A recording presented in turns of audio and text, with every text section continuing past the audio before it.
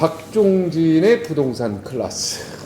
이 부동산 문제를 적극적으로 예상해보고 또 부동산 미래를 우리가 한번 체크해보고 그 다음에 부동산 현재도 이거 막막한데 우리가 어떻게 또 지혜롭게 넘어갈 수 있을까 우리가 연구해보는 시간입니다. 오늘의 주제는 무엇이죠? 네, 주제 앞서서 한번 간만에 소개를 해볼까요? 네. 네, 저는 친절한 유나나고요. 네, 저는 까칠한 서태양. 네, 오늘 주제는요 월세 시대 편입니다. 월세 시대. 네, 지난 시간에 우리가 이제 전세 안녕. 네, 전세 시대 월세야 하이. 정말. 예. 네. 야, 이 월세가 사실 저 같은 경우에는 월세가 훨씬 좋아요. 네. 왜냐면 난 목돈이 없기 때문에 오히려 열심히 하루 일을 일해서 월세 네. 하는 게 좋은데 네. 일반인들은요 돈을 어떻게 보면 굴리거나 돈을 재테크할 수 있는 능력이 그렇게 없으신 일반인들 입장에서는 전세가 훨씬 돈을 안 까먹으니까 그렇긴 하죠. 굉장히 좋죠. 그러니까 전세는 내 돈, 전세 보증금은 내 돈, 내 돈이죠. 월세는 버리는 돈. 이런 그렇게 인식이 생각이 있죠. 하죠. 네. 우리나라 그렇죠. 사람들한테. 네. 근데 우리 서태양 대표도 월세를 선택하죠. 만약에 한다면. 저는 지금 당연히 월세죠. 그렇죠? 네, 월세가 제일 낫죠. 왜냐면 저는 전세. 목돈을 굴릴 수 있으니까. 여기는 전세. 목돈을 굴리면 망하니까. 네, 네, 여기는 전세. 전세. 저기는 전세. 네. 저기 I love 전세가 나요. 전세. 네. 여기는 전세가 낫죠. 저기 전세가 그러니까 나요. 전세만 살잖아요. 네. 파이팅. 네. 하여튼 그게 사람마다 조금씩 다를 수 있는데 네. 그게 이제 돈을 굴려서 그 이자 이상을 벌 수 있는 능력을 갖고 있으면 사실은 전세보다는 월세가 훨씬 낫고. 왜냐면 네. 전세는 무이자 할부예요. 주인 입장에서는. 네, 그렇기 때문에 월세 입장에서는 내가 그만큼 투자에 대한 게 전혀 감이 없다라고 하면 그나마 전세가 난데 그게 아니라면 조금만 움직이면 훨씬 더 많은 돈을 벌 수 있는데 굳이 거기를 거기 안에 놓고 어떻게 보면 그냥 묵혀놓는 느낌입니다. 많이 벌 수도 있지만 많이 잃을 수도 있잖아요. 근데 그 한 가지 제가 짚고 싶은 게 투자의 시행착오를 경험해 보지 않으면 즉 투자의 근육이 쌓이지 않으면 그 사람은 평생 고무냥 고꼴로 산다. 그렇긴 한데 차라리 어떨 때는 그냥 무위 선배님처럼 열심히 이제 은평 갔다가 열심히 계속 서구도 나오면 가고 인천서구도 인천서구 가고. 갔다가 그러다가 집주인이 네. 송파 갔다가. 집주인이 그 부도 나면 네. 그 전세 보증금 날라가는 거예요. 요즘은 그래서 다 예. 어떻게 보면 확정 뭐 미리 다 하죠. 보험도 하지만 들고. 그럼에도 불구하고 네. 이슈가 있을 수 있고 그래도 가장 잘못될 큰 건 확률이 있어요. 그게 선순위냐 우순위냐 네. 뭐 그 이전에 채권을 또 다 모르죠. 사람들이 100%다. 근데 중요한 건 뭐냐면은 그만큼 앞으로의 시대가 이제 어떻게 보면 전세가 점점 없어지는 분위기라고 했었을 때 네. 막상 그 돈이 턱 나한테 주어지면 뭐 할 거예요? 그러니까 나는 준비를 해봐야 된다 이 주의기가. 근데 그럼에도 불구하고 일반 서민들에게 이 월세가 가중이 되는 건 그 RIR이라고 하죠. 이 주거비에 대한 부담 비율이 올라가면서 제가 늘 얘기하는 일자리가 없어지면 결국 잠자리도 없어지는 이 노년층의 노후 파산으로 연결될 수 있는 아주 심각한 우려가 됩니다. 근데 이제 월세가 되면은 집값 거품이 좀 해소가 될까요? 아니요. 그럼요. 저는 안 될 거라고 봐요. 왜? 월세를 그렇게 올리면요, 그러니까 이 나름의 인생의 전성기를 구가하고 있는 젊은 친구들이 월세 200, 300, 400, 많게는 500, 600도 내고 살 거예요. 그래서 이 이제 고가 월세 시장에서는 여전히 잘 진행이 될 거고, 근데 사람들의 그 월세는 심리적인 저항선이 있기 때문에 그 한 달에 1, 2천만 원 내고 사는 사람들이 많을 수가 없어요. 400만 원도 사실 어려운 얘기예요. 근데 이제 외국에서 오신 분들은 몇이나 되겠냐는 거예요. 몇이나. 근데 얼마 안 코로나 되죠. 때문에 네. 빠이빠이 하고 가신 분도 많고 그렇죠. 이태원에 빈집도 많고 한남동에도 그 외국인 전용 숙소는 또 비어있는 데들이 안 나가는 데들이 좀 있고 결국은 이게 어떤 이제 상황으로 연결이 될까 이렇게 기대를 해보면 내 수입에서 점점 저축할 수 있는 돈이 없어지는 거예요.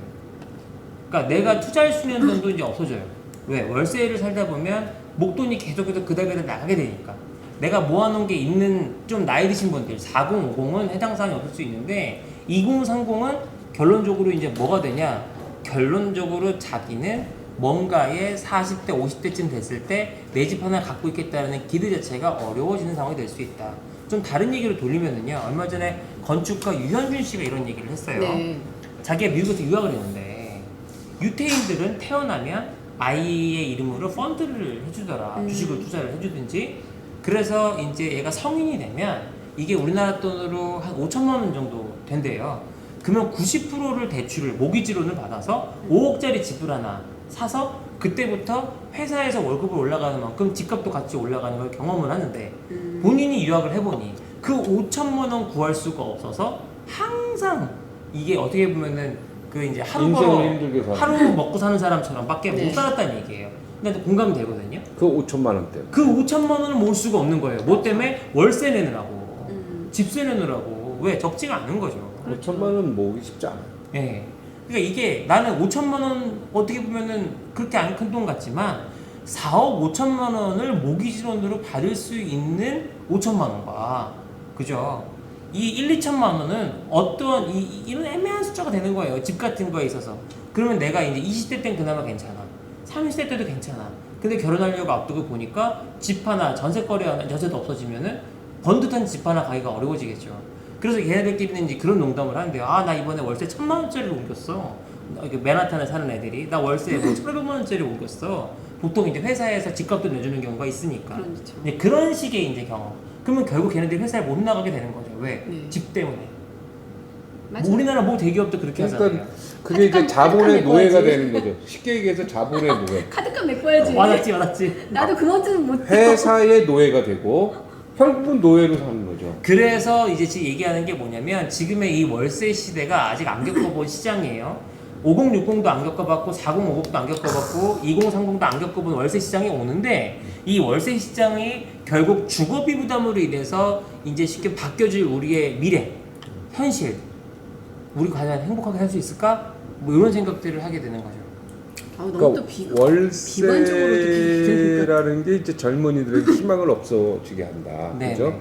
아니, 네, 학자도- 월세 내는이라고 저축을 못 하게 되니까. 아니 대학교 들어가면서 이제 학자금 대출 갚아야 되잖아요. 그렇죠. 계속 밑바닥 인생을 어떻게 밑바닥 인생이라기보다는 굉장히 어려운 경제 생활 그러니까 속에서 정말 척박한. 척박한 경제 속에서 살게 된다. 잘 보세요. 아니 근데 우리가 내가 인턴으로 취직을 하면 부모 잘 만나지 못한 사람들은 더 그렇고. 아니 부모 잘 만나도 이제 부모도 돈이 없어요.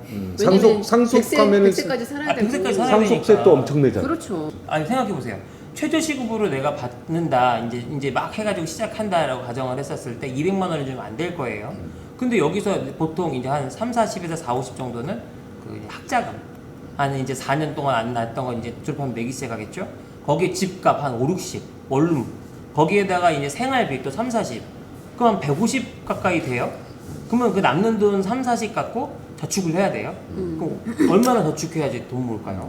그러니까 월세 인생이 뭐가 문제냐면 앞으로 집을 사게 될 확률이 점점점 없어집니다. 희박한 신나는 거죠. 저축을 할 수가 없기 때문에 네. 그 돈만큼 월세로 나가니까. 네네네. 예, 그리고 월세를 받는 사람이 우리나라 사람이면 그나마 좀 다행인데 그게 외국 사람이 될 네, 왕서방이 확률이 될. 왕서방. 네. 예, 옛날에 왜요? 여기 왕이네. 여기 여기가 여기 왕씨네. 받으셔야겠네. 우리 여기 아들이- 남편분이 왕서방입니다. 아들도 왕서방. 우리 아들이 아주. 아들이 아이고. 왕씨군요. 근데 혹시 네. 중국에서 오셨어요? 네 아니요. 예, 중국에서 왔죠. 아니 그러니까 원래 예전에, 조상들이. 네, 예, 조상이, 예, 조상이. 그 고려 잘 왕건. 살겠다 왕이라. 네? 잘 살겠어. 글쎄요. 네, 잘 화이팅. 사시는 것 같아요. 아니 또 고려시대 왕건 그러네요. 태조가 태조 왕. 네. 보면 미국이나 일본만 보더라도 되게 보여요. 50, 60이 이제 공포에 떨어요. 왜? 근데 실버타운 들어가도 다달이 돈 내야 되잖아요. 엄청 비싸요. 엄청 비싸요. 그거 자녀가 안 주면 어떡할 거예요? 자기 돈 내야 되잖아요. 그러니까 이제 아빠 엄마도 자식들 봐줄 수가 없는 거예요. 쉽지 않죠 이제. 네. 나 어디 아프기라도 해봐. 거기다가 이제 5, 60대부터 100세까지 산다고 생각해봐요.